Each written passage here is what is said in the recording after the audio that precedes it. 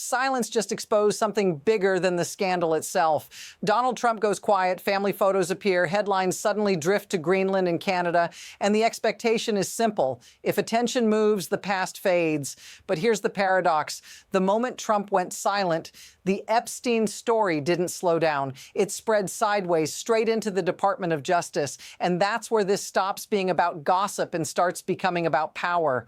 Fact, according to the provided content, the Trump-aligned DOJ told federal judges it was not prepared to prosecute multiple active criminal cases because its lawyers were tied up reviewing the Epstein files. Fact, this includes major prosecutions from the Maduro case to an upcoming sex trafficking trial in New York. Inference, silence wasn't de-escalation. It coincided with a system-wide stall. This matters to you because when prosecutors say they can't do their jobs, cases don't just pause, they weaken. Evidence ages, defendants gain leverage, and justice starts slipping on technicalities instead of truth. That's not theory. That's how cases die in real life. Now, notice the contradiction. The DOJ previously said hundreds of lawyers and nearly 1,000 FBI agents had already been reviewing these files for months. So here's the question nobody is answering. If the review was already underway, why is it suddenly stopping everything else now? Because this is where the story flips. What looks like delay starts to look like strategy. And once you see how that strategy works, the rest of this story becomes impossible to ignore. What's happening here isn't an isolated delay. It's part of a larger pattern that only becomes visible when you stop looking at Epstein as the center of the story and start looking at how the system is reacting around him. Fact, the content states that the Southern District of New York told multiple federal judges it lacked preparedness because lawyers were diverted to Epstein document review. That means this explanation wasn't used once. It was used repeatedly across unrelated cases. Think about that framing for a second. An office that handles some of the most complex prosecutions in the country is effectively telling judges, we can't multitask. Not because of a natural disaster, not because of an emergency, but because of a document review tied to a case where the central figure is already dead. Fact, one federal judge even remarked that Epstein is dead while defendants in other cases are actively on trial. That detail matters.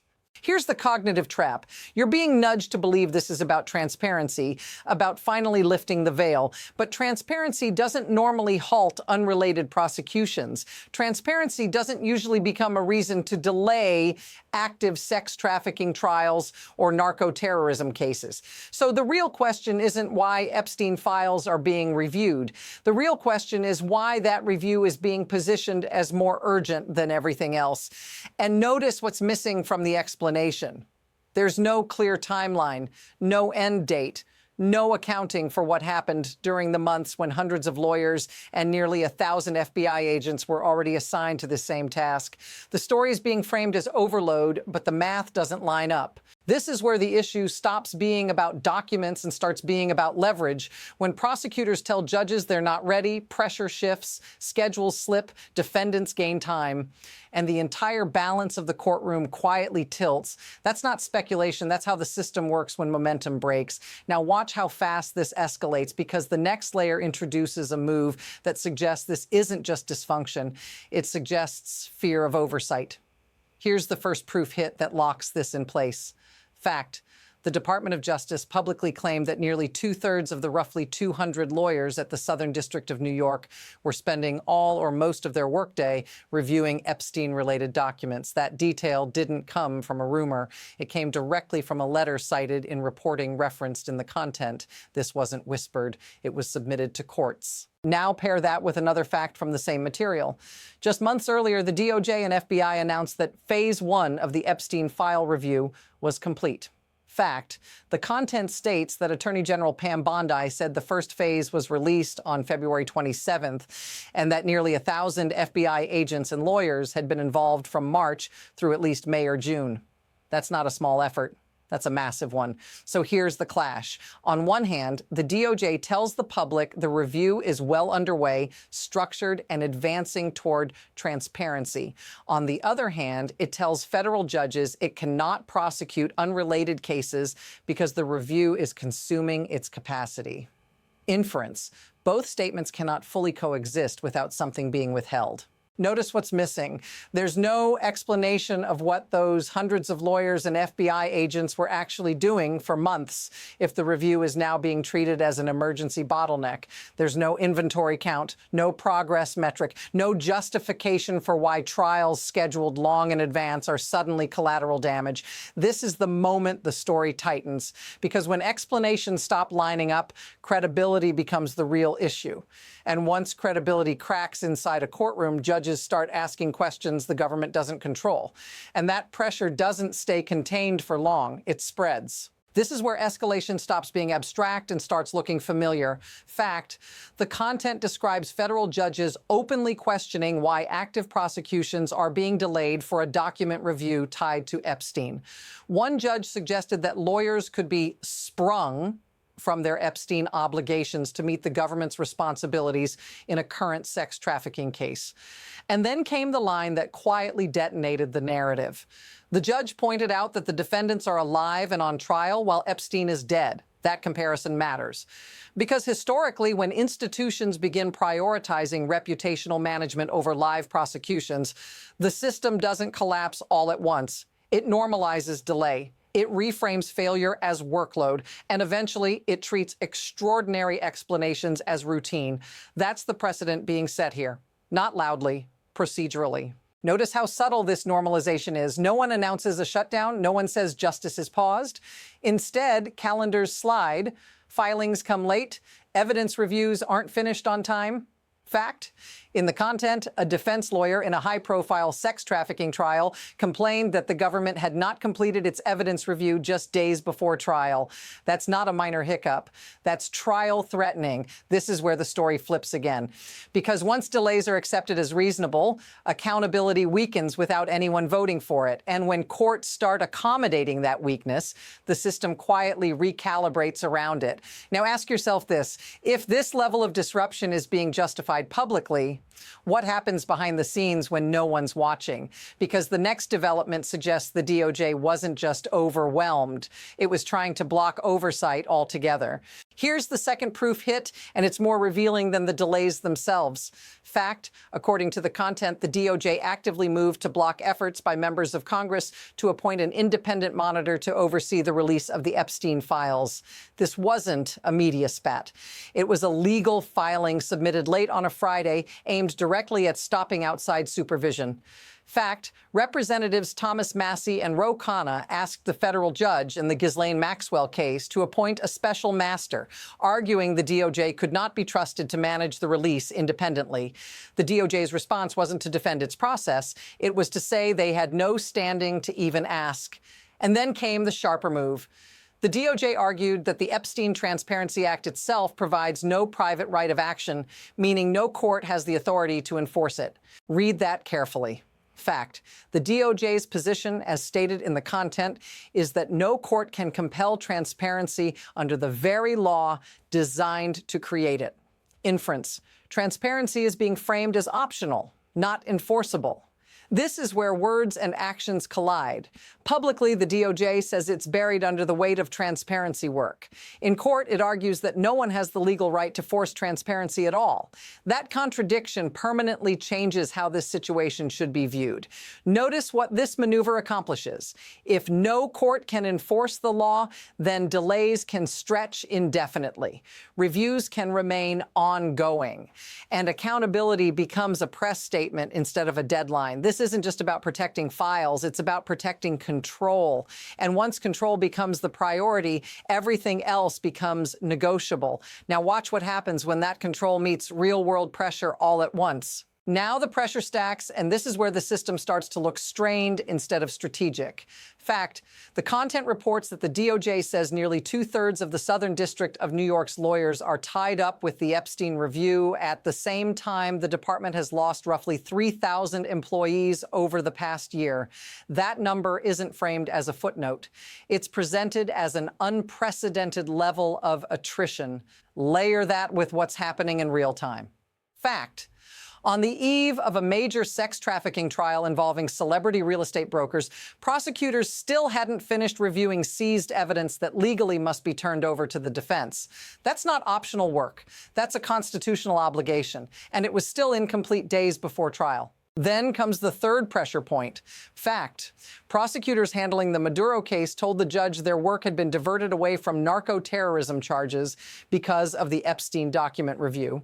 Multiple cases, multiple judges, same explanation. That repetition matters. This is what loss of control looks like. Not one failure, but several happening at once. Resources stretched, deadlines missed, judges improvising solutions in open court. Each individual moment can be explained away. Together, they form a pattern of systemic strain. What happens if this continues? Trials don't just get delayed, they become vulnerable, appeals get stronger, defendants gain negotiating power, and outcomes start being shaped by timing instead of evidence. This is the mini-crisis stack, and it leads directly to the part that affects people who have nothing to do with Epstein, Trump, or Washington power games at all. Now pull the camera out of Washington, because this is where it lands on you. When prosecutors miss deadlines, it's not abstract. It changes real outcomes. Fact, the content describes active sex trafficking cases where evidence review wasn't finished on time. That doesn't just inconvenience the courtroom. It directly affects victims waiting for justice and defendants whose cases can unravel on procedural grounds. If you've ever wondered why powerful people sometimes walk, this is how it happens. Not with dramatic verdicts, but with quiet delays, files not turned over, motions granted because the government wasn't ready, judges forced to choose between fairness and speed, and the longer that goes on, the harder it becomes to fix. This also hits ordinary people in ways that don't make headlines. When resources are diverted, everything else slows down. Fraud cases, public corruption cases, violent crime cases. The DOJ doesn't operate in isolated lanes. When one lane jams, the whole system backs up. Inference. Justice becomes uneven, not because the law changed, but because capacity did. And here's the uncomfortable part. None of this requires a conspiracy. It only requires incentives that reward delay, spectacle, and control over resolution. Epstein becomes the gravity well. Everything else bends around it. If this feels familiar, say so in the comments, because a lot of people have felt this before, even if they didn't have the words for it. And once you see how systems behave under this kind of pressure, the final pieces fall into place. Here's the systemic insight that most coverage misses. This doesn't persist because no one understands the problem. It persists because the incentives reward stalling more than resolution. Fact, the DOJ frames its delays as the cost of transparency, while simultaneously arguing in court that no one has the right to enforce that transparency. That dual posture creates maximum discretion with minimum accountability. This is how power protects itself without issuing an order. Reviews replace deadlines, processes replace outcomes, and spectacle replaces closure. The public hears hundreds of lawyers working around the clock, while judges hear we're not ready, and the gap between those two statements becomes a shield. Inference, the system isn't frozen, it's buffering. Once you recognize that, the Epstein files stop being the core issue. They become leverage, a reason, a justification that absorbs scrutiny while reshaping priorities behind the scenes. And the longer that leverage exists, the harder it becomes for any single actor or a judge, a lawmaker, even a prosecutor to force momentum back into the system. This is why silence at the top doesn't diffuse the situation. It amplifies it because silence allows the machinery underneath to keep running without explanation. And that machinery doesn't need secrecy. It only needs time. Now, the question isn't what happened. It's where this trajectory leads next. From here, the story splits into two paths, and neither one is clean. Fact. Based on the content, judges are already signaling impatience, questioning delays, and pushing back in open court. That creates one possible trajectory: increased judicial pressure, narrower tolerance for excuses, forced reallocations of staff. In that path, the DOJ eventually has to choose between finishing the Epstein review quickly or risking public courtroom rebukes that erode its authority case by case. But there's a second path forming at the same time. Fact, the DOJ has argued that no court can enforce the Epstein Transparency Act and that outside actors lack standing to intervene. If that position holds, delays don't have a natural endpoint. Reviews remain ongoing, trials continue to feel the strain, and responsibility dissolves into process. Inference, momentum quietly shifts away from resolution and toward managed ambiguity. What makes this moment unstable is that both paths are already in motion. Judges are pushing, the DOJ is resisting, and neither side has fully forced the issue yet. That's usually the most volatile phase of any institutional conflict, when outcomes haven't hardened but pressure is accumulating. The next move doesn't need to be dramatic to matter. It could be a scheduling order, a denial of a continuance, or a single ruling that signals patience has run out. When that happens, everything that's been buffered suddenly moves at once. And when it does, the story you thought was about the past becomes very much about the future. Here's the insight that reframes everything. This isn't a story about whether files get released. It's a story about what happens when delay itself becomes a tool of power. Fact. Throughout the content, delays are justified as necessary, unavoidable, and procedural. Inference, when delay is normalized, accountability doesn't disappear, it dissolves. Seen this way, Trump's silence isn't the absence of strategy. It's the environment in which strategy works best. Attention drifts. Processes expand, deadlines blur, and the system quietly adapts around the absence of answers. The scandal isn't buried, it's suspended, and suspension is often more useful than closure. Here's the one sentence that ties it together. When institutions can claim transparency while blocking enforcement, the story never ends. And that's the point. Not resolution, not truth, just perpetual motion. What comes next won't arrive as a headline. It'll arrive as a ruling, a delay, or a case that quietly weakens instead of winning. And by the time it's obvious, the window to stop it may already be gone. If you want to stay ahead of where this is going, not after the fact, not once it's packaged, follow and subscribe, because the next layer of this story is already forming and it won't announce itself when it arrives.